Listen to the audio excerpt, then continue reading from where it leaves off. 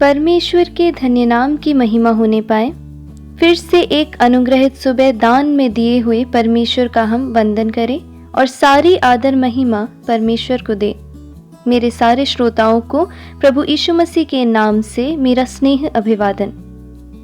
लूका रचित सुसमाचार 12वें अध्याय का 50वां वाक्य। मुझे तो एक बपतिस्मा लेना है और जब तक वह ना हो ले तब तक मैं कैसी व्यथा में रहूंगा। अनुग्रहित इस वचन में से पूर्ण रूप से समर्पित इस विषय पर मनन करने के लिए प्रभु आज हमारी सहायता करे। जिस प्रकार वचन में कहा गया है कि यीशु वहां पर बपतिस्मा लेना चाहते हैं, लेकिन पानी के द्वारा या पवित्र आत्मा के द्वारा होने वाला बपतिस्मा नहीं। वचनों के दूसरे कई भागों में यीशु मसीह अपने शिष्यों से कहते हैं, मुझे एक कटोरा पीना है, मुझे बपतिस्मा लेना है। ऐसा बार बार दोहराते हुए वह यह कहना चाहते हैं कि मानवता को पाप से मुक्त कराने के लिए यीशु मसीह का क्रूस पर चढ़ाया जाना। ऐसा हम इस वचन से समझ सकते हैं। मनुष्य रूप धारण करके मानवता के पाप को हराने के लिए, परमेश्वर के उस उद्देश्य की पूर्ति करने के लिए पूर्ण रूप से समर्पित किया हुआ वाक्य है ये। यीशु मसीह का क्रूस पर चढ़ाए जाने वाला समय किसी प्रकार से टल जाए, उस विषय को संबोधित करते हुए भय और डर का वाक्य नहीं है ये, बल्कि उस समय के आने का, उस समय को स्वीकार करने का और उस कार्य को पूरा करने का मसीह का जो समर्पण है वो हमारे जीवन में भी होने पाए। परमेश्वर का समर्पण जब एक भक्त के मन में हो तो वह हमेशा एक आत्मिकता से, सौम्यता से और एक बहुत विशाल हृदय वाला होता है। वो समर्पण का भाव उसे एक ही लक्ष्य तक पहुंचाता है। चाहे कुछ भी हो जाए, परमेश्वर की हमेशा स्तुति करनी है।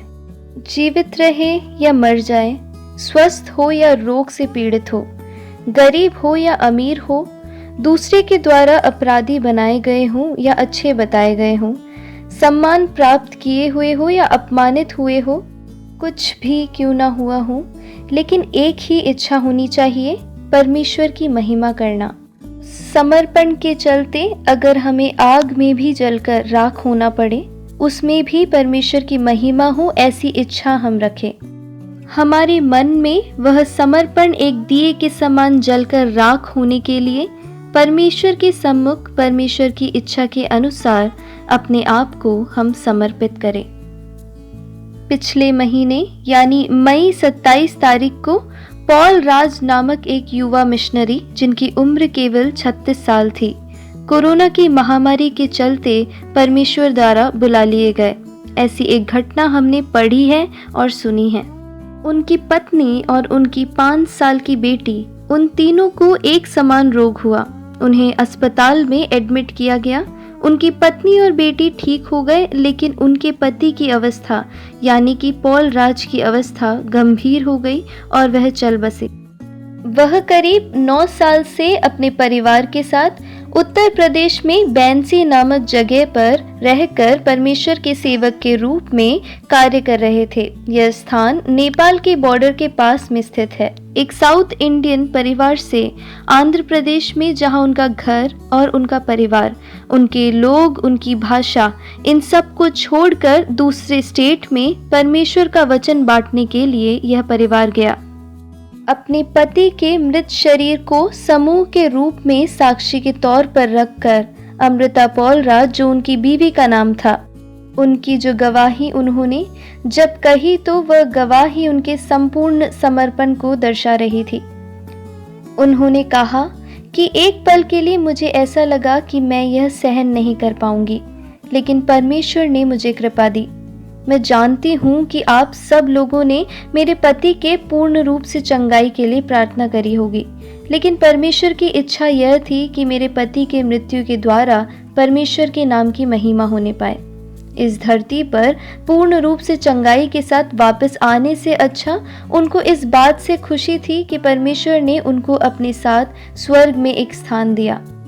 प्रियजनों, एक अन्य देश में उनकी पत्नी अपनी छोटी बच्ची के साथ एकदम अकेली पड़ गई।